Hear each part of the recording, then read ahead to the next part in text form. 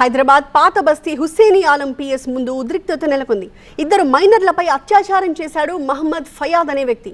తల్లిదండ్రుల్ని కోల్పోయి ఇంట్లో దిక్కు లేకుండా ఉన్న అక్క చెల్లెళ్లపై దారుణాన్ని కొడిగట్టాడు. అంతేకాదు ఎవరికీ తెలియకుండా అబార్షన్ కూడా చేయించాడు. విషయం బయటికి పొక్కడంతో నిందితుడిపై స్థానికులు ఆగ్రహం వ్యక్తం చేశారు. కేసు నమోదు చేసిన పోలీసులు నిందితుడిని రిమాండ్కి పంపించారు. అంతేకాదు కుటుంబాన్ని కూడా సామాజిక బహిష్కరణ చేయాలంటూ స్థానికులు ఆందోళనకు దిగారు. एक मिनट वैसे ठहरिए भाई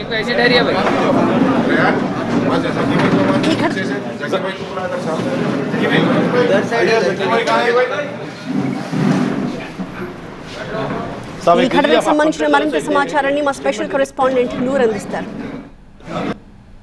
ప్రశాంతంగా ఉన్న హైదరాబాద్ పాత బస్తీ ఇద్దరు అక్క చెల్లెలపైన జరిగిన అత్యాచారంతో ఒక్కసారిగా ఉలుక్కుపడింది. తల్లిదండ్రులు అనారోగ్య సమస్యలతో కరోనా సమయంలో చనిపోతే దగ్గర బంధువుల దగ్గర ఇద్దరు అక్క చెల్లెలు ఉండేవాళ్ళు. కానీ వరుసకు బంధువు అయ్యే వ్యక్తే వీళ్ళపైన అత్యాచారం చేసి ఏకంగా అబార్షన్ చేయించాడు.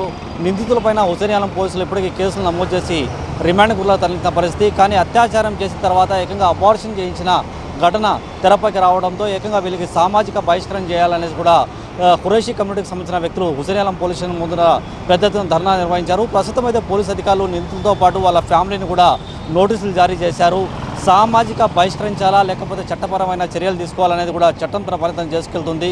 కానీ మేమైతే చట్టపరమైన చర్యలే తీసుకుంటున్నామని ఒక పక్క పోలీసులు చెప్పొస్తున్నారు. మరోపక్క ఏకంగా వీళ్ళ ఫ్యామిలీని హైదరాబాద్ నుంచే తరిమి కొట్టాలి అనేది కూడా ఏకంగా స్థానికులైతే డిమాండ్ చేస్తున్న పరిస్థితి.